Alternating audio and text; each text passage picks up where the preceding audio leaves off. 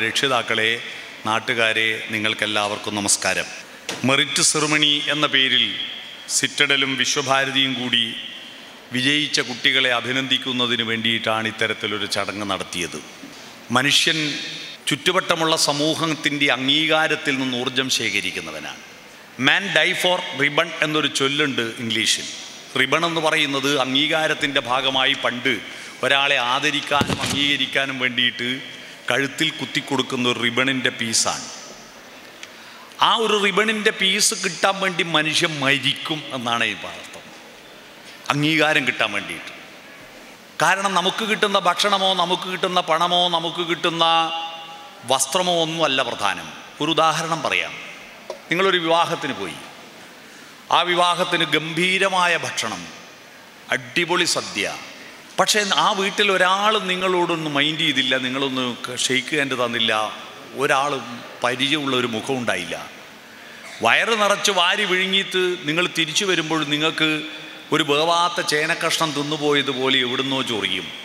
വേവാത്ത ചേനക്കഷ്ണം തിന്നുപോയാൽ ചൊറിയും, പക്ഷെ മാന്താൻ പറ്റുകയില്ല.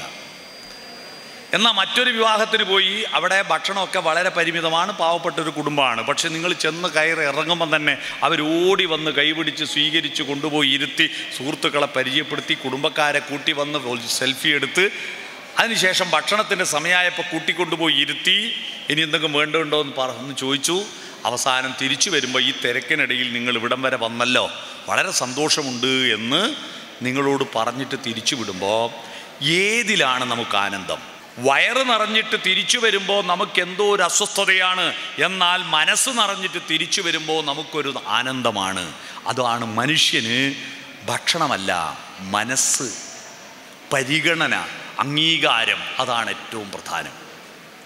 ഇവിടെ നിങ്ങൾക്ക് തരുന്ന ഈ സമ്മാനങ്ങളുണ്ടല്ലോ, ഈ മൊമെൻ്റുകളുണ്ടല്ലോ, അത് ഈ സംഘാടകർ തയ്യാറാക്കാൻ വേണ്ടിയിട്ട് ആ കടയിൽ കൊടുത്തിരിക്കുന്ന ഇതിൻ്റെ വിലയല്ല അതിൻ്റെ മൂല്യം.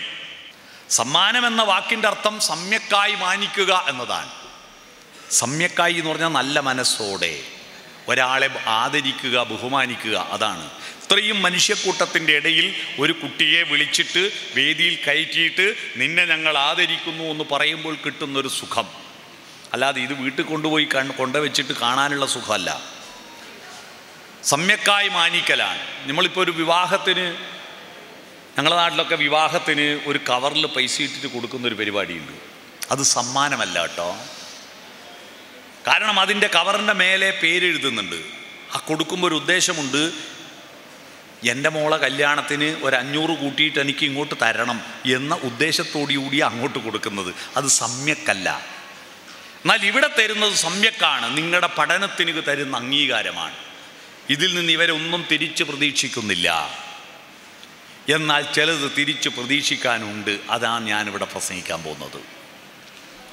പ്രിയപ്പെട്ട കുട്ടികളെ, നിങ്ങളിൽ നിന്ന് ഞങ്ങൾ തിരിച്ച് പ്രതീക്ഷിക്കുന്നത് നിങ്ങൾ വിജയിച്ചു വന്നിട്ട് നിങ്ങൾക്ക് കിട്ടുന്ന ശമ്പളത്തിൻ്റെ ഓഹരി ഞങ്ങൾക്ക് തരാനല്ല.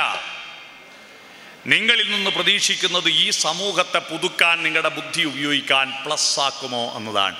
A+ ആണല്ലോ. എന്താണ് ഈ പ്ലസ്?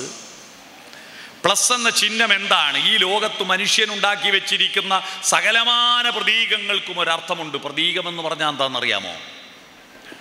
ഒന്നിന് പകരം മറ്റൊന്ന് ഉപയോഗിക്കുന്നതിനാണ് പ്രതീകമെന്ന് പറയുക. നമ്മുടെ ഭാഷയെല്ലാം പ്രതീകമാണ്. ഞാൻ ചക്ക എന്ന് പറഞ്ഞ ആ ചക്കയുടെ ഒച്ചയല്ലല്ലോ, ഞാൻ ചക്ക എന്ന് ബോർഡിൽ എഴുതിയ ചക്കയുടെ ചിത്രവുമല്ലല്ലോ. എന്നിട്ടും ഞാൻ ചക്ക എന്ന് പറയുമ്പോൾ നിങ്ങൾക്കത് എന്താണെന്ന് മനസ്സിലായില്ലേ? കുരു ഒന്നെങ്കിലും വേണം, മാറാതെ ഓരോ ചുളയിലും നടുക്ക് കുഞ്ഞ് വിളഞ്ഞീര് ചേർന്ന് വന്നാൽ ചക്കയാമെന്ന് നിങ്ങൾക്ക് മനസ്സിലായില്ലേ? എങ്ങനെ മനസ്സിലായി? ചക്ക എന്ന ശബ്ദവും ചക്ക എന്ന ചിത്രവും അതിൻ്റെ പ്രതീകമായിട്ട് നമ്മുടെ മനസ്സിൽ നേരത്തെ തയ്യാറാക്കി പതിപ്പിച്ചു വെച്ചിട്ടുണ്ട്. ഈ പ്രതീകങ്ങളാണ് ഭാഷ. മനുഷ്യൻ്റെ എല്ലാ വിധത്തിലുമുള്ള സാമ്രാജ്യവും പടുത്തുയർത്തിയിരിക്കുന്നത് പ്രതീകങ്ങളിലൂടെയാണ്. നിങ്ങളിപ്പോൾ ഫോൺ ഉപയോഗിക്കുമ്പോൾ ഇമോജികൾ ഇടൂലേ? ചിരിക്കുന്നതിൻ്റെ, ഹൃദയത്തിൻ്റെ, സന്തോഷത്തിൻ്റെ, പ്രണയത്തിൻ്റെ ചിഹ്നങ്ങൾ നമ്മൾ അയക്കുന്നുണ്ടല്ലോ, അതൊക്കെ പ്രതീകങ്ങളാണ്. പ്രണയത്തിൻ്റെ ചിഹ്നമായിട്ട് ലവ് ചിഹ്നം നമ്മൾ ഇടുന്നില്ലേ? അതൊക്കെ പ്രതീകങ്ങളാണ്. അതുപോലുള്ള പ്രതീകമാണ് പ്ലസ് എന്ന് പറയുന്നത്. ഞാൻ സ്കൂളിൽ പഠിക്കുന്ന കാലത്ത് ലബോറട്ടറി എന്ന് പറയുന്ന ഒരു സംവിധാനം ഉണ്ടായിരുന്നില്ല. സ്കൂളുകളിൽ ലബോറട്ടറി ഉണ്ടായിരുന്നില്ല. കെമിസ്ട്രി എടുക്കുന്ന ടീച്ചർ വിരളാണ് ടെസ്റ്റ് ട്യൂബിൻ്റെ പ്രതീകം. ഇതൊരു ടെസ്റ്റ് ട്യൂബാണെന്ന് വിചാരിക്കുക. അതിൽ സൾഫ്യൂരിക് ആസിഡ് ഒഴിച്ചു എന്ന് വിചാരിക്കുക.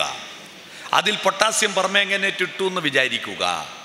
എന്ത് രാസമാറ്റം സംഭവിക്കുന്നു എന്ന് കാലക്കേടിന് എന്നോടാ ചോദിച്ചേ. എൻ്റെ വയറ്റുനിന്ന് സൾഫ്യൂരിക് ആസിഡ് ഒഴുകാൻ തുടങ്ങി. ഉത്തരം അറിയില്ല, വയറ്റുന്നൊരു പുകച്ചലുണ്ടാവുമല്ലോ. എന്നിട്ടും ഉത്തരം അറിയില്ലെങ്കിലും ഞാനൊരു ഉത്തരം പറഞ്ഞു. ആ ഉത്തരം പറഞ്ഞതിൻ്റെ പേരിൽ എന്നെ ക്ലാസ് ഒന്ന് പുറത്താക്കുക ചെയ്തത്. ഉത്തരം പറഞ്ഞിട്ട് തെറ്റിപ്പോയാൽ തെറ്റാന്ന് പറഞ്ഞാൽ പോരെ? ടീച്ചർക്ക് ക്ലാസ് ഒന്ന് പുറത്താക്കി കളഞ്ഞു. നാളെ അച്ഛനെയും കൂട്ടി വന്നാൽ മതി എന്ന് പറഞ്ഞു. ഞാൻ പറഞ്ഞ ഞാൻ ഉത്തരം പറഞ്ഞു എന്ന് വിചാരിക്കുക എന്നായിരുന്നു. എല്ലാം വിചാരിക്കണം. പിന്നെ അതും കൂടി അങ്ങ് വിചാരിച്ചാൽ പോരെ? എല്ലാം വിചാരിക്കണം.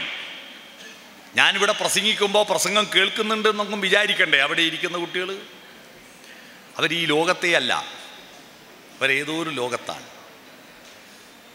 കഴിഞ്ഞോ? ഞാൻ നിർത്തിത്തരാം. നിങ്ങൾ പറയുമ്പോൾ ഒച്ചത്ത് നിങ്ങൾ കേൾക്കാതിരിക്കാൻ ഞാൻ നിർത്തിത്തരാം. ഓക്കെ. പ്രതീകമാണ് നമ്മുടെ ലോകം. ആ പ്രതീകത്തിൽ ഒരു പ്രധാനപ്പെട്ട പ്രതീകമാണ് പ്ലസ്. അതിനെക്കുറിച്ചാണ് ഞാനിന്ന് പ്രസംഗിക്കുന്നത്. എന്താണ് എ പ്ലസ്? മനുഷ്യൻ്റെ അസ്തിത്വത്തിൻ്റെ വ്യക്തിത്വത്തിൻ്റെ പ്രതീകമാണ് പ്ലസ്. മറ്റ് പക്ഷിമൃഗാദികളിൽ നിന്നെല്ലാം വ്യത്യസ്തമായി മനുഷ്യൻ എന്താണ് പ്രത്യേകത? പക്ഷിമൃഗാദികൾക്ക് പ്ലസ് ഇല്ല. കൂട്ടണം അല്ലേ? കൂട്ടണം.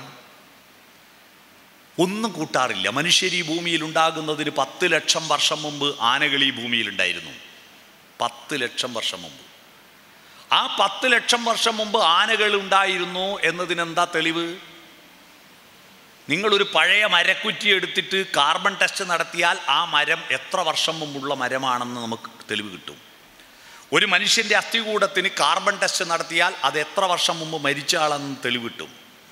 ആ കാർബൺ ടെസ്റ്റിലൂടെയാണ് 3 കോടി വർഷങ്ങൾക്ക് മുമ്പ് ഇവിടെ ദിനോസറുകൾ ഉണ്ടായിരുന്നു എന്ന് ഫോസിലുകൾ ഗവേഷണം നടത്തി കണ്ടെത്തിയത്.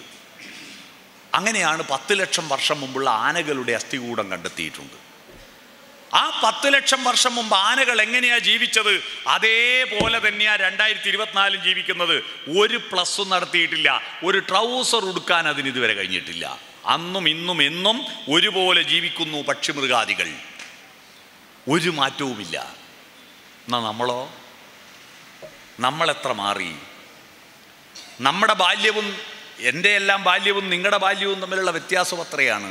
ഇവിടെ ഇരിക്കുന്ന കുറച്ച് പ്രായമുള്ള ആളുകളൊക്കെ ഉണ്ട്. അവരുടെ ബാല്യകാലത്ത് ഇതുപോലത്തെ അവസ്ഥയുണ്ടോ? ആലോചിക്കും. നല്ല ഭക്ഷണമുണ്ടോ?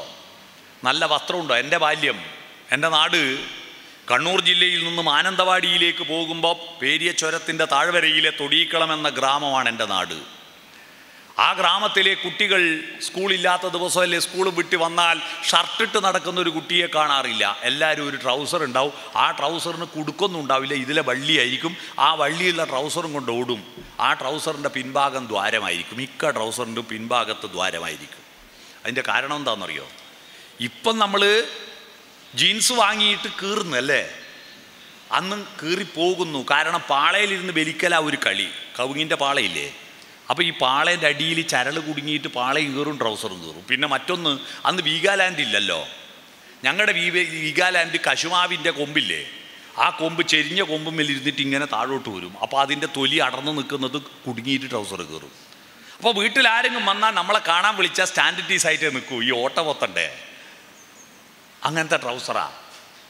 നെഞ്ചുകൂടൽ അസ്ഥികൾ ഇങ്ങനെ എണ്ണിയെടുക്കാൻ പറ്റും. പക്ഷെ വയറ് വലിയതാട്ടോ.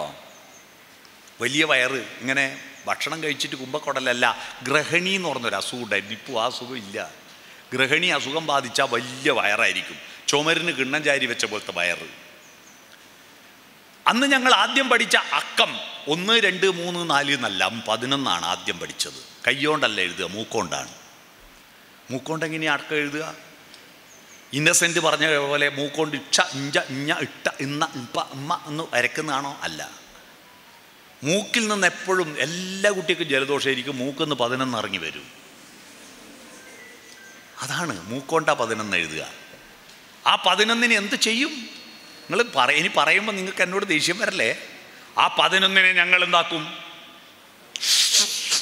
കൈകൊണ്ട് ഒരു ഒരക്കലൊരക്ക്, ഇവിടെ ഉണ്ടാവും ഒച്ചു വലിഞ്ഞ പോലത്തെ ഒരു കല. ഇത് പറയുമ്പോൾ നമുക്ക് വല്ലാത്തൊരു കോട്ടം വരുന്നുണ്ടല്ലേ. നഖങ്ങളെല്ലാം കുഴിനഖം, പല്ലെല്ലാം കൊന്ത്രമ്പല്ല്, തലയിൽ മുഴുവൻ പേനായിട്ട് പുകയിലത്തണ്ട് പോലെ നടക്കുന്ന ആ കോലം കെട്ട കുട്ടികളായിരുന്നു ഞങ്ങളുടെയൊക്കെ ഗ്രാമത്തിൽ. ഇന്ന് ഒരു കുട്ടി അങ്ങനെ ഇല്ല. എല്ലാം നല്ല സുന്ദര കുട്ടപ്പന്മാരാ, സുന്ദരികളും സുന്ദരന്മാരും. എങ്ങനെയാ? എല്ലാം ബ്യൂട്ടി പാർലർ പോയിട്ടാ? അല്ല. നമ്മുടെ സംസ്കാരത്തിൻ്റെ, ജീവിതത്തിൻ്റെ നിലവാരം പ്ലസ് ആയപ്പോഴാണ് നിങ്ങൾക്ക് സൗന്ദര്യമുണ്ടായതെന്ന് നിങ്ങൾക്കറിയണം. നിങ്ങൾക്ക് സൗന്ദര്യമുണ്ടായത് ഞങ്ങളൊക്കെ പഠിക്കുന്ന കാലത്തെ മാഷന്മാർ കാണുമ്പോൾ ഇല്ലേ, നരച്ച് കുളിച്ച് വയസ്സനും വയസ്സത്തിയായിട്ടുള്ള മാഷന്മാരും ടീച്ചർമാരുമാണ്. ഇന്നത്തെ സ്കൂളിലെ മാഷന്മാരും ടീച്ചർമാരിൽ നോക്കിയിട്ട് പിരിയാനാകുന്ന മാഷാണെങ്കിലും ഒരു മാട്രിമോണിയിൽ 1 കൊടുത്താൽ 100 പ്രപ്പോസൽ വരും. അങ്ങനത്തെ സുന്ദരന്മാരും സുന്ദരികളുമാണ്. നമ്മുടെ ആന്തരികമായ സൗന്ദര്യവും ബാഹ്യമായ സൗന്ദര്യവും വളർന്നു. ആ വളർച്ചയുണ്ടാക്കിയത് നമ്മൾ പ്ലസ് ആക്കിയത് കൊണ്ടാണ്. നമ്മൾ അറിവിൻ്റെ കാര്യത്തിൽ പ്ലസ്സായി. നിങ്ങൾ നോക്കിയാട്ടെ കുട്ടികൾ, ഞങ്ങൾ SLCക്ക് പഠിക്കുന്ന കാലത്ത് 600-ൽ 360 മാർക്ക് കിട്ടിയാൽ ഫസ്റ്റ് ക്ലാസ് എന്നാണ് പറയുക. ഈ 360 എന്ന് പറഞ്ഞാൽ 60% കേട്ടോ. ഇന്ന് നിങ്ങൾ ആലോചിച്ച് നോക്കിയാട്ടെ, 60% ആർക്ക് വേണം? A+ 90, A 80, B+ 70, 60% എന്ന് പറഞ്ഞാൽ വെറും ഒരു വിഷയത്തിൽ പോലും B+ കിട്ടാതെ വെറും B മാത്രം കിട്ടിയാൽ അന്ന് ഫസ്റ്റ് ക്ലാസ്. അന്ന് ഡിസ്റ്റിങ്ഷൻ കിട്ടിയ 80% ഓൻ രാജാവാ സ്കൂളിലെ. ഇന്ന് ഒരു വിഷയത്തിൽ A+ നഷ്ടപ്പെട്ടു പോയിട്ടുണ്ടെങ്കിൽ തോറ്റ മട്ടിലാണ് പരിഗണിക്കുന്നത് നാട്ടുകാർ. ഒരു വിഷയത്തിൽ A+ പോയിപ്പോൾ ബാക്കി എല്ലാത്തിലും 95 മാർക്കുണ്ട്, ഒന്നിൽ 88 പോയി. അപ്പുറത്തെ രമേശൻ ചോദിക്കും, നിനക്ക് A+ ഇല്ല? ഈ ചോദിക്കുന്ന രമേശൻ പണ്ട് 210 കിട്ടാണ്ട് തോറ്റോനാ 600-ൽ. മനസ്സിലായോ? എന്തൊരു പഠിപ്പാ കുട്ടികൾക്ക്, എന്തൊരു ബുദ്ധിയാണ് കുട്ടികൾക്ക്. അപ്പോൾ അത് പ്ലസ്സാണ്. അറിവിൻ്റെ കാര്യത്തിലും ജീവിതത്തിൻ്റെ കാര്യത്തിലും നമ്മൾ പ്ലസ് ആയിക്കൊണ്ടിരുന്നു. ആ പ്ലസ് പക്ഷേ സംസ്കാരത്തിൻ്റെ കാര്യത്തിൽ പ്ലസ് ആക്കണം. അതാണ് നിങ്ങളിൽ നിന്ന് ഞങ്ങൾ പ്രതീക്ഷിക്കുന്നത്. ആ സംസ്കാര കാര്യത്തിൽ പ്ലസ് ആക്കുന്നില്ലെങ്കിൽ നമ്മൾ അതിനെ കൊണ്ട് കാര്യമില്ല. ഓപ്പറേഷനെല്ലാം വിജയിക്കുന്നുണ്ട്, പക്ഷെ രോഗി മരിച്ചു പോകുന്നു എന്ന് പറഞ്ഞിട്ട് എന്തോ കാര്യമുണ്ടോ? നമ്മുടെ വിദ്യാലയങ്ങൾ വളരുന്നു, ദേവാലയങ്ങൾ വളരുന്നു, അതിനാനുപാതികമായി നമ്മുടെ നാട്ടിലെ സംസ്കാരം വളരുന്നുണ്ടോ? ഉണ്ടോ? എന്താ ഈ സംസ്കാരം എന്ന് പറയുന്നത്? വസ്ത്രമാണോ? മനോഹരമായ പെയിൻ്റടിച്ച കെട്ടിടങ്ങളാണോ? നല്ല നല്ല റോഡുകളാണോ? നമ്മുടെ നെറ്റിക്ക് തൊട്ട ഭസ്മമാണോ? ചന്ദനമാണോ? നമ്മുടെ ഹെയർ സ്റ്റൈലാണോ? ഇതൊന്നുമല്ല സംസ്കാരം. സംസ്കാരം എന്ന് പറയുന്നത് മാനവിക ഭാവങ്ങളുടെ വളർച്ചയാണ്. സ്നേഹം വളരുന്നുണ്ടോ? നന്മ വളരുന്നുണ്ടോ? സഹാനുഭൂതി വളരുന്നുണ്ടോ? ഇതൊന്നും കരുണ വളരുന്നുണ്ടോ? മൂല്യബോധം വളരുന്നുണ്ടോ? ഒന്നും വളരുന്നില്ല. അതൊക്കെ തളരുകയും എന്നാൽ അറിവ് വളരുകയും ചെയ്യുന്നു. അപ്പോൾ എവിടെയോ ഒരു കുഴപ്പമില്ലേ? അറിവ് വളരുന്നതിന് ആനുപാതികമായി നാടിൻ്റെ നന്മ വളരണ്ടേ? മനുഷ്യപ്പറ്റി വളരണ്ടേ? ഉത്സവങ്ങളും പ്രാർത്ഥനകളും ദൈവവിശ്വാസവും വളരുന്നു. അതിന് തക്കതായിട്ട് കരുണ വളരുന്നുണ്ടോ? കരുണയല്ലേ ദൈവം? മണ്ണിലും വിണ്ണിലും തൂണിലും തുരുമ്പിലും ദൈവമിരിക്കുന്നു, അവൻ കരുണാമയനായി കാവൽ വിളക്കായി കരളിലിരിക്കുന്നു. കരുണാരൂപത്തിലാണ് ദൈവം. ദൈവത്തെ അതുകൊണ്ടാ കരുണാകരാ എന്ന് വിളിക്കുന്നത്. പക്ഷെ പ്രാർത്ഥന കൂടുന്നു, കരുണ കുറയുന്നു. എന്തുകൊണ്ടാണ്? അന്നത്തിന് പഞ്ഞമില്ല, സ്വർണത്തിന് പഞ്ഞമില്ല. ഉണ്ടോ? ഭക്ഷണത്തിനും പഞ്ഞമില്ല, സ്വർണത്തിനും. മനിതിൽ കരുണയ്ക്കാണ് പഞ്ഞം. കരുണയ്ക്ക് പഞ്ഞം. പഞ്ഞം എന്ന് പറഞ്ഞാൽ ദാരിദ്ര്യം. ഈ ഒരവസ്ഥ ഉണ്ടാകാതെ മാറ്റാൻ എന്തു ചെയ്യാൻ പറ്റും മക്കളെ? നിങ്ങൾ കണ്ടെത്തണം വഴി. ഞാനൊന്നും പറഞ്ഞു തരുന്നില്ല. നിങ്ങളുടെ ബുദ്ധി എന്നേക്കാൾ ബുദ്ധി നിങ്ങൾക്കുണ്ടെന്ന് എനിക്കറിയാം. എൻ്റെ മകൻ ഇപ്പോൾ +2 കഴിഞ്ഞവനാണ്. അവനെ ഞാൻ അത്ഭുതത്തോടെയാണ് നോക്കിക്കാണൽ. അവൻ എന്തൊക്കെയാണ് പറയുന്നറിയോ? അവൻ ചില പുസ്തകങ്ങൾ സെലക്ട് ചെയ്തിട്ട് എനിക്ക് തരുമ്പോൾ ഞാൻ ഞെട്ടിപ്പോവും. ഇന്നിപ്പോൾ ഞാൻ ഇന്നലെ വീട്ടിൽ നിന്ന് പുറപ്പെടുമ്പോൾ എനിക്കൊരു പുസ്തകം തന്നു. ഞാൻ ഇന്നലെ രാത്രിയിൽ അത് വായിച്ചിട്ട് എനിക്ക് ഉറങ്ങാൻ പറ്റുന്നില്ല, കയ്യിൽ നിന്ന് താഴെ വെക്കാൻ തോന്നുന്നില്ല. ഇവനെങ്ങനെ സെലക്ട് ചെയ്തു എന്ന് ഞാൻ അത്ഭുതപ്പെട്ടു പോയി. ഞാൻ അത്ഭുതത്തോടെയാണ് എൻ്റെ മകനെ ഞാൻ നോക്കിക്കാണുന്നത്. എന്തെല്ലാം കുട്ടികൾ വായിക്കുന്നത്, എന്തെല്ലാം അന്വേഷിക്കുന്നത്. അതുകൊണ്ട് ഞങ്ങളെക്കാൾ നിങ്ങൾക്ക് വിവരമുണ്ട്. ആ വിവരം ഉപയോഗിച്ചിട്ട് നിങ്ങൾ എന്താ വേണ്ടത്? നല്ലൊരു ജോലി സമ്പാദിച്ച് നല്ലൊരു കെട്ടിടമെടുത്ത് വീടെടുത്ത് നല്ലൊരു കാറും വാങ്ങി പിന്നെ സുഖം ആ കാറിൽ അങ്ങ് പോവുക, വീട്ടിലങ്ങ് കിടന്നുറങ്ങുക, ഉണ്ണുക, ഉറങ്ങുക, ഉണ്ണി ഉണ്ടാക്കുക, വിസർജിക്കുക. ഈ പണി മാത്രം എടുക്കാനാ. പിന്നെ എന്തിനടോ ഈ A+ വാങ്ങുന്നു? എന്തിന് നിങ്ങൾക്ക് ബുദ്ധി? എന്തിനറിവ്? പക്ഷിമൃഗാദികളെല്ലാം ഉണ്ണുന്നുണ്ട്, ഉറങ്ങുന്നുണ്ട്, ഉണ്ണി ഉണ്ടാക്കുന്നുണ്ട്, വിസർജിക്കുന്നുണ്ട്. ഈ പണിയെടുക്കാനല്ല അറിവ്. മനുഷ്യൻ പ്ലസ് ആവണം. പുതിയ പുതിയ അന്വേഷണങ്ങൾ നടത്തിയിട്ട് വളർന്ന് വരണം. അതിനുവേണ്ടി നിങ്ങൾ എങ്ങനെയാണ് ഈ പ്ലസിനെ ചെയ്യേണ്ടത്? ഈ പ്ലസ് എന്ന ചിഹ്നം എന്താണ്? നമ്മുടെ ശരീരം നിങ്ങളുടെ സ്കൂളിൽ ചേർക്കുമ്പോൾ നിങ്ങളുടെ തൂക്കം നോക്കാറുണ്ടോ? നിങ്ങളുടെ നീളം നോക്കാറുണ്ടോ? എന്നിട്ട് നിങ്ങൾക്കിപ്പോൾ TC തരുമല്ലോ. TC തരുമ്പോൾ 8ാം ക്ലാസ്സിൽ ചേർക്കുമ്പോൾ ഇവൻ്റെ തൂക്കം 55 കിലോ. ഇതാ ഇവിടുന്ന് TC വാങ്ങുമ്പോൾ തൂക്കം 64,300. അപ്പോൾ 9,300 തൂക്കം പ്ലസ് ആയിട്ടുണ്ട് എന്ന് ആരെങ്കിലും സർട്ടിഫിക്കറ്റ് തരാറുണ്ടോ? ഇല്ല. ശരീരമല്ല നീളമല്ല, വീതിയല്ല, അതൊന്നുമല്ല നിങ്ങൾക്ക് പ്ലസ് ആവേണ്ടത്. നിങ്ങൾക്ക് പ്ലസ് ആവേണ്ടത് എന്താണ്? നിങ്ങൾക്ക് പ്ലസ് ആവേണ്ടത് മഹാത്മാഗാന്ധിയെ ശരീരം നോക്കിയിട്ടാണോ ഇന്ത്യയുടെ രാഷ്ട്രപിതാവാക്കിയത്? അല്ലല്ലോ. എന്തുകൊണ്ടാ? അദ്ദേഹം മോഹൻദാസ് കരംചന്ദ് ഗാന്ധിയാണ്. എന്താണ് കരംചന്ദ് ഗാന്ധി? കർമ്മചന്ദ്ര ഗാന്ധിയാണ്, കർമ്മചിന്ത ഗാന്ധിയാണ്. ഗാന്ധി മഹാത്മാവായത്, അദ്ദേഹം പ്ലസ് ആയത്, ഇന്ത്യയിൽ ഏറ്റവും കൂടുതൽ A+ നേടിയവൻ മഹാത്മാഗാന്ധിയാണ്. അദ്ദേഹത്തിന് ഒരു പരീക്ഷയ്ക്കും റാങ്ക് കിട്ടിയിട്ടില്ല, ഒരു പരീക്ഷയ്ക്കും A+ കിട്ടിയിട്ടില്ല. പക്ഷേ അദ്ദേഹം കർമ്മം X-ആക്സിസ്, ചിന്ത Y-ആക്സിസ്, കർമ്മവും ചിന്തയും രേഖപ്പെടുത്തുന്ന ഗ്രാഫാണ് കർമ്മം X-ആക്സിസിലും ചിന്ത Y-ആക്സിസിലും. അപ്പോൾ കർമ്മവും ചിന്തയും ഇങ്ങനെയും ചേർക്കുമ്പോൾ അതല്ലേ പ്ലസ്? പ്ലസിൻ്റെ അർത്ഥം മനസ്സിലായോ? കർമ്മവും ചിന്തയും പ്രവൃത്തിയും ചിന്തകളും ചാലിച്ചു ചേർക്കുമ്പോഴാണ് നിങ്ങൾ പ്ലസ് ആവുക. നിങ്ങൾ പ്ലസ് ആവുക. പ്രവൃത്തി വർദ്ധിക്കുന്നു, ചിന്തയില്ലെങ്കിൽ കാര്യമില്ല. ചിന്ത മാത്രം വർദ്ധിക്കുന്നു, പ്രവൃത്തിയില്ലെങ്കിൽ കാര്യമില്ല. ഇന്ത്യ രാജ്യം തകർന്നു പോയത് എന്തുകൊണ്ടാണെന്നറിയോ? ഇതിനെ പ്ലസ് ആക്കാൻ പറ്റാഞ്ഞിട്ടാ. നമ്മുടെ രാജ്യം നിങ്ങൾ ആലോചിച്ച് നോക്കട്ടെ. ലോകത്ത് ഏറ്റവും കൂടുതൽ ബുദ്ധിമാന്മാരുള്ള രാജ്യം ഈ നമ്മൾ കിഴക്കൻ രാജ്യം. അന്ന് ഇന്ത്യ എന്നുള്ള പേരൊന്നും ഇല്ല കേട്ടോ. ഇംഗ്ലീഷിലൊരു ചൊല്ലുണ്ട്, വിസ്ഡം എറൈസ് ഫ്രം ഈസ്റ്റ്. വിവേകം കിഴക്ക് നിന്നാണ് ഉദിക്കുന്നത്. അന്ന് കിഴക്കെന്ന് പറയുന്നത് നമ്മളാണ്, പൗരസ്ത്യന്മാരാണ്. നമ്മളെ അങ്ങനെ പറ്റി പറയാൻ എന്താ കാരണം? പറയാനുള്ള കാരണം 1.5 ലക്ഷം ശ്ലോകങ്ങളുള്ള മഹാഭാരതം എന്ന കൃതി, 10,000-കണക്കിന് കഥാപാത്രങ്ങൾ, ഒന്നും പരസ്പരം കൂട്ടിമുട്ടാതെ എഴുതി തയ്യാറാക്കി വെച്ചില്ലേ? എന്തെല്ലാം ധാർമ്മിക സമസ്യകൾ അതിൽ. രാമായണം എന്ന കാവ്യം, മഹാഭാഗവതം, എത്രയെത്ര പുരാണങ്ങൾ, ഉപനിഷത്തുകൾ, വേദങ്ങൾ, വേദാന്തങ്ങളൊക്കെ ഇന്ത്യയിൽ ഉണ്ടായിരുന്നു ഇല്ലേ? ഉണ്ടായിരുന്നു. പിന്നെ നമ്മുടെ പുതിയ മരുന്നുകളുണ്ടല്ലോ, ഇംഗ്ലീഷ് മരുന്ന് എന്ന് പറയുന്ന ഇംഗ്ലീഷ് മരുന്ന്, മെഡിക്കൽ ഷാപ്പിൽ നിന്ന് വാങ്ങുന്ന മരുന്നില്ലേ? ആ മരുന്നുകളൊക്കെ എപ്പോൾ ഉണ്ടായേ? ആ മരുന്നുകൾ ഉണ്ടായത് രാസപദാർത്ഥങ്ങളെ ലിസ്റ്റ് ചെയ്തിട്ട് അതിൻ്റെ പ്രത്യേകതകൾ പരീക്ഷണ ലാബോറട്ടറികളിൽ കണ്ടെത്തി അതിനെ സൂക്ഷ്മ നിരീക്ഷണം നടത്തി ടെസ്റ്റ് ട്യൂബും മൈക്രോസ്കോപ്പും ഫണലും ഒക്കെ ഉപയോഗിക്കാൻ തുടങ്ങി. മെൻഡലിയഫിൻ്റെ പട്ടികയുണ്ടാക്കി 104 മൂലകങ്ങളെ കണ്ടെത്തിയതിന് ശേഷം ഓരോ മൂലകത്തിൻ്റെയും അസഡിക്കാണോ ആൽക്കലിയാണോ എന്നൊക്കെ കണ്ടെത്തിയിട്ട് ആ മരുന്നുകളെ മിക്സ് ചെയ്തിട്ട് അതിൻ്റെ രാസത്വരക ശക്തി കണ്ടെത്തിയിട്ട് അത് വെളുത്ത എലികളിൽ ലേപനം ചെയ്തിട്ടും ഇഞ്ചക്ട് ചെയ്തിട്ടും അതിൻ്റെ സൈഡ് എഫക്റ്റ് മനസ്സിലാക്കിയിട്ടാണ് നമ്മൾ ഓരോ മരുന്നും കണ്ടുപിടിച്ചത്. ആ മരുന്ന് കണ്ടുപിടിച്ച അടുത്ത കാലത്താണ്.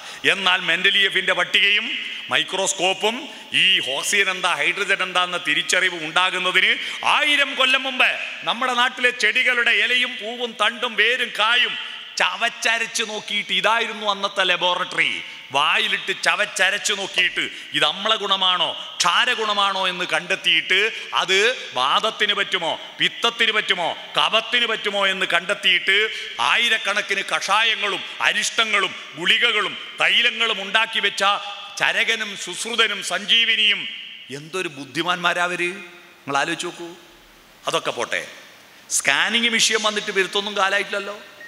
സ്കാനിങ് വിഷയം വന്നതിന് ശേഷമാണ് ഗർഭസ്ഥ ശിശുവിന് എപ്പോഴാണും പെണ്ണും വേർതിരിയുക, എപ്പോൾ കയ്യും കാലും വളരുക, എപ്പോഴാ നഖം, എപ്പോഴാ മുടി, എപ്പോഴാണ് കണ്ണ്, എപ്പോഴാ കാത് എന്ന് കൃത്യമായിട്ട് ഇപ്പം നമുക്കറിയാം. എന്നാൽ സ്കാനിങ് അല്ല കണ്ടെത്തുന്നതിന് മുമ്പ് എഴുതിയ രാമായണത്തിൽ ഇത് പറയുന്നുണ്ട്. രാമായണം വായിച്ചിട്ടില്ലേ? രാമായണത്തിലുണ്ട് ഒരു കുട്ടി എപ്പോഴാണ് സ്ത്രീയോ പുരുഷനോണെന്നുമായി മാറുന്നത്, എപ്പോഴാണ് കുട്ടിക്ക് കൈകാലുകൾ, എപ്പോഴാ തലച്ചോറ്, എപ്പോഴാണ് കണ്ണ്, എപ്പോഴാ മൂക്ക്, എപ്പാ നഖം, എപ്പാ മുടി എന്ന് കൃത്യമായിട്ട് രാമായണത്തിൽ പറയുന്നുണ്ട്. സ്കാനിങ് ഉണ്ടാകുന്നതിന് മുമ്പ്. എന്തൊരു അത്ഭുതമാണ്! ആലോചിച്ച് നോക്കൂ, എത്ര വിവരമുള്ളവരാണ് അന്നത്തെ ആളുകൾ. കൊളംബസ് അമേരിക്ക കണ്ടുപിടിക്കുന്നതിന് മുമ്പ് 1000 കൊല്ലം മുമ്പ് ഇന്ത്യയിൽ യൂണിവേഴ്സിറ്റി ഉണ്ട്. അറിയുമോ നിങ്ങൾ? അമേരിക്ക എന്ന് പറഞ്ഞ ഒരു രാജ്യം ഉണ്ടാകുന്നതിന് മുമ്പ് ഇന്ത്യയിൽ യൂണിവേഴ്സിറ്റി ഉണ്ട്. നളന്ദ, തക്ഷശില സർവകലാശാലകളുണ്ട്. പക്ഷേ ഇതൊക്കെ ഉണ്ടായിട്ടും എന്തേ നമ്മുടെ രാജ്യം പട്ടിണി റാങ്കിങ്ങിൽ 111 സ്ഥാനത്തായി പോയി? ഇതൊക്കെ ഉണ്ടായിട്ടും മഹാഭാരതത്തിൻ്റെ, രാമായണത്തിൻ്റെ നാട്ടിൽ എന്തേ സാഹിത്യത്തിൻ്റെ നോബൽ സമ്മാനം പ്രഖ്യാപിക്കുമ്പോൾ ഒന്നും നമുക്ക് കിട്ടാത്ത?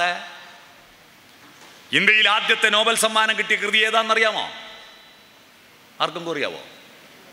ഇന്ത്യയിൽ ആദ്യത്തെ നോബൽ സമ്മാനം കിട്ടിയ കൃതി ഏതാ? ഒന്ന് പറ.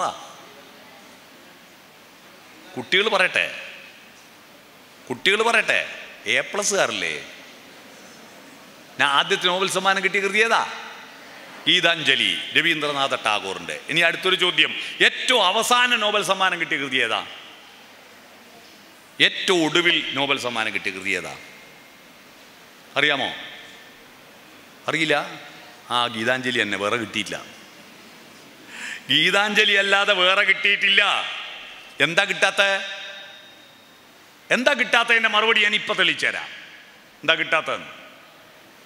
ഗീതാഞ്ജലി നമ്മുടെ ഭാരതത്തിൻ്റെ അഭിമാനമാണ്. ഞാൻ കഴിഞ്ഞ മാസം കുവൈറ്റിലൊരു പരിപാടിക്ക് പ്രസംഗിക്കാൻ പോയി. മലയാളം മിഷൻ്റെ അവിടുത്തെ പ്രവേശനോത്സവം ഉദ്ഘാടനം ചെയ്യാൻ വേണ്ടി പോയി. അവിടുത്തെ മലയാളം പഠിപ്പിക്കുന്ന പ്രത്യേക സ്കൂളുണ്ട് അവിടെ പോയിട്ട് എന്നെ എല്ലാവരും, അറബികളും എല്ലാവരും അത്ഭുതത്തോടെയാണ് നോക്കിയത്. ഞാൻ എൻ്റെ പ്രസംഗം കേട്ടിട്ടൊന്നുമല്ല കേട്ടോ.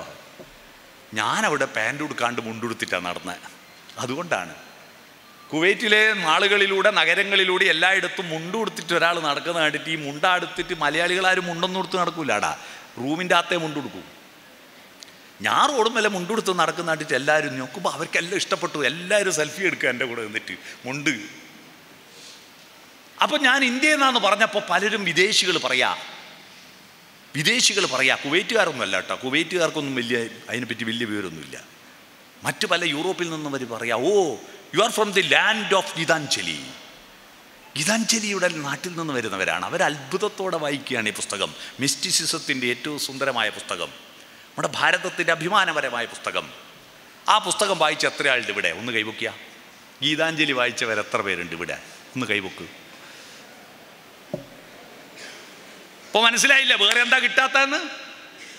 നമ്മുടെ അഭിമാനമായ ആ പുസ്തകം വായിച്ച ഒരു മനുഷ്യനില്ല. ഇതാ പ്രശ്നം. നമ്മളിങ്ങനെയുള്ളതൊന്നും വായിക്കാറില്ല. നമ്മൾ പണ്ടാരോ പാഠപുസ്തകത്തിൽ എഴുതി തന്നത് മാത്രം പഠിച്ചു പോയതാണ് നമ്മുടെ പ്രശ്നം. പണ്ടാരോ പറഞ്ഞു വെച്ചത്, ഗുരുനാഥന്മാർ പറയുന്നു കേട്ട് നടന്നതാണ് നമ്മുടെ പ്രശ്നം. നമ്മൾ ആരും തന്നെ പ്ലസ് ആയില്ല. നമ്മൾ പാഠപുസ്തകത്തിലുള്ളതും മാഷന്മാർക്കറിയുന്നതും മാത്രം പഠിച്ചു. എന്നാൽ അധ്യാപകൻ എന്ന വാക്കിൻ്റെ അർത്ഥം അറിയാമോ? എന്താ അധ്യാപകൻ? അധിയാപകൻ, 2 വാക്കുകൾ ചേർന്നിട്ടാണ് അധ്യാപകൻ ഉണ്ടാവുന്നത്. അധി എന്ന് പറഞ്ഞാൽ പ്ലസ് ആണ്. അതിവർഷമാണല്ലോ 2024. 2024 അതിവർഷമായത് എന്തുകൊണ്ടാ? ഫെബ്രുവരി മാസം 28-ന് പകരം 29 ദിവസം ഉണ്ട് ഇക്കൊല്ലം. 4 കാല് കൂടുമ്പോൾ 1 ദിവസം കൂടുമല്ലോ. 365 കാലിൻ്റെ ഒരു ദിവസം ജാസ്തിയുണ്ട്. അതുകൊണ്ട് 366 ദിവസമുണ്ട്. ഈ വർഷം 366. അധി ഒരു +1 ഡേ. അതുകൊണ്ടാണ് അധി വർഷം. അധി എന്ന് പറഞ്ഞാൽ പ്ലസ്. യാപകൻ, യാത്ര ചെയ്യാൻ പ്രേരിപ്പിക്കുന്നവൻ. മാഷന്മാരെക്കാൾ കൂടുതൽ യാത്ര ചെയ്യാൻ മനസ്സുകൊണ്ട്, ഹൃദയം കൊണ്ട് യാത്ര ചെയ്യാൻ പ്രേരിപ്പിക്കുന്നവനാണ് അധ്യാപകൻ. മാഷക്കറിയുന്നത് മാത്രം പഠിച്ചിരുന്നുവെങ്കിൽ ലോകം തുടങ്ങിയെടുത്ത് നിൽക്കുന്നുണ്ടാവും. ഒന്നും പഠിക്കില്ല. അലക്സാണ്ടർ ഗ്രഹാം ബെൽ അധിയാപനം നടത്തിയത് കൊണ്ടാണ് ഈ മൈക്ക് കണ്ടുപിടിച്ചത്. തോമസ് ആൽവ എഡിസൺ അധിയാപനം നടത്തിയത് കൊണ്ടാണ് ഈ ബൾബ് കത്തുന്നത്. നമ്മൾ ആരും അധിയാപനം നടത്തിയില്ല. നമ്മൾ ശാസനങ്ങൾ കേട്ടിട്ട് ഇതിലപ്പുറം ഇല്ല, ഫുൾ സ്റ്റോപ്പ് ഇട്ടു. അതാ പറ്റിയത്. അതുകൊണ്ടെന്താ ഇത്രയും വിവരമുള്ള നമ്മൾ ഈ ഹാളിലിരിക്കുന്ന ഏതെങ്കിലും മനുഷ്യന് ഉപകാരമുള്ളൊരു ഉപകരണം ഇന്ത്യക്കാർ കണ്ടുപിടിച്ചിട്ടുണ്ടെന്നൊന്നും നോക്കിയട്ടെ. ഈ മൈക്ക് കണ്ടുപിടിച്ചത് നമ്മളല്ല, ബൾബ് കണ്ടുപിടിച്ചതു, കരണ്ട് കണ്ടുപിടിച്ചത് നമ്മളല്ല, വാച്ച് കണ്ടുപിടിച്ചത് നമ്മളല്ല, പേന കണ്ടുപിടിച്ചത് നമ്മളല്ല, കടലാസ് കണ്ടുപിടിച്ചത് നമ്മളല്ല, അച്ചടി കണ്ടുപിടിച്ചത് നമ്മളല്ല, പ്ലാസ്റ്റിക് കണ്ടുപിടിച്ചത് നമ്മളല്ല, മൊബൈൽ ഫോൺ കണ്ടുപിടിച്ചത് നമ്മളല്ല, സിമെന്റ് കണ്ടുപിടിച്ചത് നമ്മളല്ല. എല്ലാം വെള്ളക്കാർ കണ്ടുപിടിച്ചത് അല്ലേ? എന്തുകൊണ്ട്? ഇത്രയും നളന്തയും തക്ഷശിലയും മഹാഭാരതവും രാമായണമുള്ള നാട്ടിൽ നമ്മൾ കണ്ടുപിടിച്ചത് എന്താ ഉള്ളത്? അതിനുത്തരം കണ്ടെത്തണം മക്കളെ. അതിൻ്റെ കാരണം മാഷക്കറിയുന്നതിന് മാത്രം പഠിച്ചിട്ടാണ്. മാഷ് തന്ന ഉത്തരങ്ങൾ പഠിക്കുന്ന വിദ്യാർത്ഥികളായി ചുരുങ്ങിപ്പോയി. നമ്മൾ ഉത്തരം പഠിക്കുന്നവരാകരുത്, ചോദ്യങ്ങൾ ചോദിക്കുന്നവരാവണം. ഉത്തരത്തിൽ നമ്മൾ പഠിക്കരുത്, ഉത്തരത്തിൽ നമ്മൾ എത്തുകയാണ് വേണ്ടത്, ഉത്തരം പഠിക്കുകയല്ല. ഉത്തരത്തിൽ നമ്മുടെ മനസ്സും ഹൃദയവും അവിടെ എത്തണം, എന്നാൽ ആ ഉത്തരം മറന്നുപോവില്ല. ഞാനിപ്പോൾ ഒരു ചോദ്യം ചോദിച്ചേക്കാം, സിമ്പിളായിട്ട് നിങ്ങൾ ഉത്തരം പറയണം. സിമ്പിളാണ്, വലിയ ഗഹനമായതൊന്നുമല്ല. ഉള്ള ആൾ ഇല്ലാത്ത ആളോടാ ചോദിക്കുക, ഇല്ലാത്ത ആൾ ഉള്ള ആളോടാണോ ചോദിക്കുക, ഇത്രയേ ഉള്ളൂ. ഉള്ളവർ ഇല്ലാത്തവരോട് ചോദിക്കുമോ, ഇല്ലാത്തവർ ഉള്ളവരോട് ചോദിക്കുമോ? എന്താ പറ?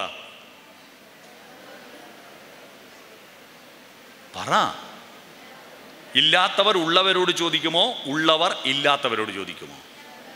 ഇല്ലാത്തവർ ഉള്ളവരോടല്ലേ ചോദിക്കേണ്ടത്, സ്വാഭാവിക നിയമല്ലേ അത്, അല്ലേ? സ്കൂളിൽ അറിവുള്ളത് മാഷക്കോ കുട്ടിക്കോ? മാഷക്ക്. ഇല്ലാത്തോ? കുട്ടിക്ക്. അപ്പോൾ ഇല്ലാത്തവരുള്ളവരോടല്ലേ ചോദിക്കേണ്ടത്? അപ്പോൾ ചോദ്യം ചോദിക്കേണ്ട ആരാ? കുട്ടികൾ. ഉത്തരം പറയേണ്ട ആരാ? മാഷ്. പക്ഷെ ഇപ്പം ആരാ ചോദ്യം ചോദിക്കുന്നത്? മാഷ്. ഉത്തരം പറയേണ്ട ആരാ? നിങ്ങൾക്ക് ഉത്തരം അറിയാം, പിന്നെ സ്കൂളിൽ പോവോ?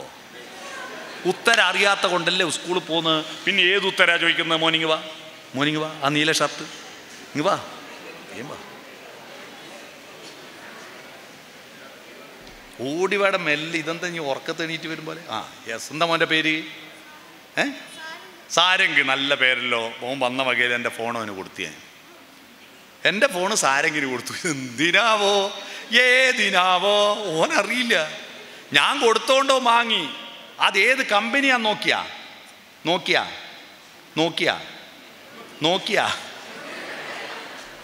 ഞാൻ കൊടുത്തുകൊണ്ട് വാങ്ങി. ഓനിപ്പം എന്തിനാ കൈമ പിടിക്കുന്നത്? ഞാൻ ചോദിക്കുമ്പോൾ തിരിച്ചു തരാൻ അല്ലേ? നീ തന്ന്. ഇപ്പം ശാരംഗിൻ്റെ കയ്യിൽ ഫോണുണ്ടോ? നിങ്ങൾ വിചാരിക്കുന്നില്ല ഈ കണ്ണൂരിൽ നിന്ന് ഇവിടെ വന്നിട്ട് ഈ പൊട്ടംകളി കളിക്കാൻ ഇയാൾ വന്നിന്? ഈ പൊട്ടംകളിയാ സ്കൂളിൽ നടക്കുന്നത്. മാഷന്മാർ കുറേ ഉത്തരം നിങ്ങൾക്ക് തരും, നിങ്ങൾ വാങ്ങും. എന്തിനാവോ, ഏതിനാവോ? മാഷ് തന്നാ വാങ്ങണ്ടേ? എന്തിനാ വാങ്ങുന്നേ? മാഷ് ചോദിക്കുമ്പം തിരിച്ചു കൊടുക്കാൻ. എപ്പോഴാ മാഷ് ചോദിക്കുക? പരീക്ഷയ്ക്ക് ചോദിച്ചു, നിങ്ങൾ ഉത്തര പേപ്പറിൽ തിരിച്ചു കൊടുത്തു. ഞാൻ ചോദിച്ചപ്പോൾ സാരംഗ് ഫോൺ എനിക്ക് തിരിച്ചു തന്നു. ഇപ്പം സാരംഗിൻ്റെ കയ്യിൽ ഫോണുണ്ടോ? അതുപോലെ പരീക്ഷ കഴിഞ്ഞാൽ നിങ്ങളുടെ അടുത്ത് ഉത്തരവില്ല. 8 കഴിഞ്ഞ് 9 8 പോയി, 9 കഴിഞ്ഞ് 10 9 പോയി. എന്ത് കുന്തത്തിനായി നല്ലൊരു കാല ആ 4 ചുമരിൻ്റെ ഉള്ളിൽ പോയി ഇരിക്കുന്നത്? അതിന് പകരം ചോദ്യം ചോദിക്കുന്ന കുട്ടികളാവുക. Okay, thank you. ചോദ്യം ചോദിക്കുന്ന കുട്ടികളാവണം, ഉത്തരം പറയലല്ല. ചോദ്യമാണ് പ്രധാനം. എന്താ ചോദ്യം? ഇവിടെ നിങ്ങളും നിങ്ങളുടെ രക്ഷിതാക്കളും മാഷന്മാരെല്ലാം ഉണ്ട്. നമ്മളെല്ലാം സ്കൂളിൽ പഠിച്ചവരാ. പക്ഷെ ഇത്ര കാലമായിട്ട് നമ്മൾ മാഷന്മാർ പറയാ ഞായർ തിങ്കൾ ചൊവ്വ ബുധൻ പിന്നെ വ്യാഴം വെള്ളി ശനി, ആഴ്ചകൾ 7. ആഴ്ചക്ക് എന്താ 7 ദിവസമായെന്ന് ഇതുവരെ ചോദിച്ചോ? അന്ന് 7ൻ്റെ കണക്ക്, ആഴ്ചക്ക് 7ൻ്റെ കണക്കെങ്ങനെയാ വന്നതെന്ന് അറിയുന്ന ആരെങ്കിലും ഉണ്ടെങ്കിൽ ഇപ്പം 500 റുപ്യ തരും. ആഴ്ചക്ക് എങ്ങനെ 7 ദിവസമായേ? ആർക്കും അറിയാവോ? അറിയണമെങ്കിൽ ചോദിക്കണ്ടേ? ആരോടും അന്വേഷിച്ചോ? പോട്ടെ, അത് വിട്. മണിക്കൂറിന് എങ്ങനെയാ 60 മിനിറ്റായേ? അന്ന് 60ൻ്റെ കണക്ക്, അന്ന് 50 100 ആവേണ്ട 60 ഈ 60ൻ്റെ കണക്ക് എന്തൊരു കൺഫ്യൂഷനാണെന്നറിയോ? ഒരു സ്ഥലത്തേക്ക് ഒരാൾ കാർ ഓടിച്ച് പോവുക, അങ്ങോട്ട് പോകാൻ 1.5 മണിക്കൂർ എടുത്തു. അതേ ദൂരം അതേ സ്പീഡിൽ ഇങ്ങോട്ട് വരാൻ 90 മിനിറ്റ് കൊണ്ടെത്തി. എന്തുകൊണ്ടാ? അങ്ങോട്ട് പോകാൻ 1.5 മണിക്കൂർ എടുത്തു, ഇങ്ങോട്ട് 90 മിനിറ്റ് കൊണ്ടെത്തി. എന്തുകൊണ്ടാ? രണ്ടും ഒന്നാണ് അല്ലേ? പക്ഷെ പെട്ടെന്ന് കൺഫ്യൂഷൻ. 1.5 മണിക്കൂറും 90 അല്ലേ? ഇപ്പൊ സമയം 11:67. ഇപ്പൊ സമയം 11:67. എത്രയാ? 12:07. ഇതിൻ്റെ കൺഫ്യൂഷൻ വരാൻ അറവൻ്റെ കണക്കായതുകൊണ്ടാണ്. നമ്മളെ മനസ്സിൽ സെറ്റ് ചെയ്തിരിക്കുന്നത് 10, 100ൻ്റെ കണക്കാ, 10, 100, 1000ൻ്റെ കണക്കാ. അപ്പോൾ അറവൻ്റെ കണക്കുമായിട്ട് നമുക്കൊരു പൊരുത്തമില്ല. നമ്മുടെ മെട്രോളജി 10ൻ്റെ ഗുണിതമാണ്. അപ്പോൾ എന്തുകൊണ്ട് 60ആയി? പോട്ടെ, അത് വിട്. ഒരു ദിവസത്തിന് 24 മണിക്കൂറാണ്. അതിൻ്റെ കാരണം അറിയാവോ? 24ൻ്റെ കണക്ക് എങ്ങനെയാണ് വന്നതെന്നറിയാവോ? ആ കണക്ക് ഞാൻ നിങ്ങൾക്ക് പറഞ്ഞു തരണമെങ്കിൽ 3 മണിക്കൂർ എടുക്കും. 24 മണിക്കൂറിൻ്റെ ചരിത്രം അറിയണമെങ്കിൽ ഗ്രീക്ക് യവന പുരാണങ്ങൾ മുതൽ ആരംഭിക്കുന്ന ചരിത്രമുണ്ട്. ഇതൊന്നും നമ്മൾ അന്വേഷിക്കാറില്ല. എന്തുകൊണ്ട് 12 മാസമായി? 12ൻ്റെ കണക്കെന്താ? 12 മാസത്തിൽ ഇംഗ്ലീഷ് മാസത്തിന് സംസ്കൃതത്തിലെ പേരെങ്ങനെയാ വന്ന്? ഇംഗ്ലീഷ് മാസത്തിൽ സംസ്കൃതത്തിൽ പേരെങ്ങനെയാ വന്ന്? കാരണം സപ്തം, അഷ്ടം, നവം, ദശം കേട്ടിട്ടില്ലേ? സപ്തം 7, അഷ്ടം 8, നവം 9, ദശം 10. September, October, November, December. അതെങ്ങനെ ഒത്തുവന്ന്? പക്ഷെ സപ്തം 7 അല്ലേ? പക്ഷെ സെപ്റ്റംബർ 9ാമത്തെ മാസാ, അല്ല 9ാമത്തെ മാസാ. ഒക്ടോബർ 10ാമത്തെ മാസാ. നവം 9, പക്ഷെ 11ാമത്തെ മാസാ. ദശം 10, 12ാമത്തെ മാസാ. എങ്ങനെയായി കണക്ക് വന്നതെന്നറിയോ? ഇതെങ്ങനെ ഒത്തുവന്ന്? പണ്ട് 10 മാസമേ ഉണ്ടായിരുന്നുള്ളൂ. ആദ്യത്തെ കലണ്ടറിൽ 10 മാസമേ ഉണ്ടായിരുന്നുള്ളൂ. പിന്നീട് ചന്ദ്രൻ ഭൂമിയെ ചുറ്റുന്നത് 12 തവണ എന്ന് കണ്ടെത്തി. അങ്ങനെ ചാന്ദ്രമാസങ്ങളുണ്ടായി. ചാന്ദ്രമാസത്തിൻ്റെ ഇംഗ്ലീഷാണ് മന്ത്. MONDAY, മൺഡേ, തിങ്കൾ, ചന്ദ്രനല്ലേ? അപ്പോൾ MON മൂണ് ഭൂമിയെ ചുറ്റുന്നത് ആണ് 8th, 9th, 10th എന്ന് പറയും പോലെ മന്ത്. പിടികിട്ടിയോ? മൂൺ ഭൂമിയെ ചുറ്റുന്നത് മന്ത്. അങ്ങനെയാ മാസത്തിന് ഇംഗ്ലീഷ് മന്ത് എന്ന് പേര് വന്നത്. അപ്പോൾ 12 മാസം ഉണ്ടാക്കണം. അപ്പോൾ പുതിയ 2 മാസം ചേർക്കണ്ടേ? അപ്പോൾ ആ 2 മാസം ഇവിടെയാ ചേർക്കുക. ഇന്നെന്താ പേരിടുക? അപ്പോൾ അന്നത്തെ രാജാവ് പറഞ്ഞു, ജൂലിയസ് സീസർ പറഞ്ഞു എൻ്റെ പേരിട്ടോ. അങ്ങനെ ആ ജൂലിയസ് സീസർ പേരിലൊരു മാസം ജൂലൈ. അടുത്ത വേറൊരു രാജാവുണ്ട്, അതാരാ? Augustus Caesar. അയാളെ പേരിട്ടോന്ന്, അതാ ആഗസ്റ്റ്. ജൂലൈയും ആഗസ്റ്റും വരുന്നതിന് മുമ്പ് 10 മാസമേ ഉള്ളൂ. ജനുവരി, ഫെബ്രുവരി, മാർച്ച്, ഏപ്രിൽ, മെയ്, ജൂൺ. 6ാം മാസം ജൂൺ. 7ാം മാസം സെപ്റ്റംബർ, സപ്തം 7. 8ാം മാസം ഒക്ടോബർ. 9ാം മാസം നവംബർ. നവരസങ്ങൾ 9 അല്ലേ? ഡിസംബർ 10. കണ്ടോ?